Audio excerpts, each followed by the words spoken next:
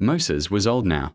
For many years, he had led the people of Israel through the wilderness, through danger, hunger, fear, and miracles. He had spoken with God on the mountain. He had lifted his staff over the sea. He had taught the people God's laws and reminded them again and again to trust the Lord. But now, Moses stood on a high hill, looking toward a land he would never enter. The promised land lay just beyond the Jordan River, green, wide, and full of hope. Before Moses died, God chose a new leader. His name was Joshua. Joshua had walked beside Moses for many years. He had seen God part the Red Sea. He had watched manna fall from heaven. He had stood at the foot of Mount Sinai. Joshua was brave, faithful, and loyal, but stepping into Moses' place felt heavy. Leading the people of Israel was no small task. After Moses passed away, God spoke to Joshua. "Joshua," the Lord said, "Moses my servant is dead. Now you must lead this people across the Jordan River into the land I promised them." Joshua listened closely. God continued, "Be strong and courageous. Do not be afraid. Do not be discouraged. I will be with you wherever you go." Joshua took these words deep into his heart. He gathered the leaders of Israel and gave them clear instructions.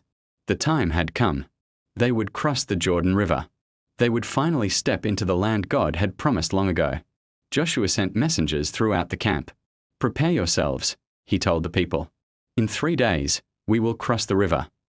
The people listened. They trusted Joshua, just as they had trusted Moses before him.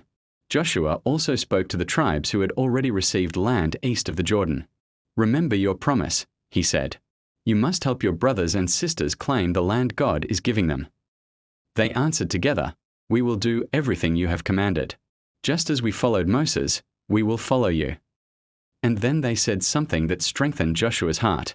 "Only be strong and courageous." That night, Joshua stood quietly, looking toward the river. It was wide and rushing fast. There were cities ahead, battles ahead, and challenges he could not yet see. But God had promised to go before him. Joshua knew that leadership did not mean having no fear. It meant trusting God, even when fear was present. The next morning, the people began to move. Families packed their tents. Children held their parents' hands. The Ark of the Covenant, the sacred symbol of God's presence, was prepared to go before them. Joshua stood tall. He was no longer just a helper. He was no longer standing in another man's shadow. Joshua was now the leader of God's people.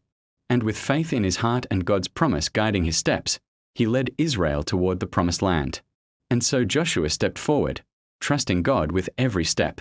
If you enjoyed this story, don't forget to like, share, and subscribe for more faith-filled stories from the Bible, told in a way children can understand and love. Join us again as we continue Joshua and the Promised Land, where God's promises unfold one step at a time.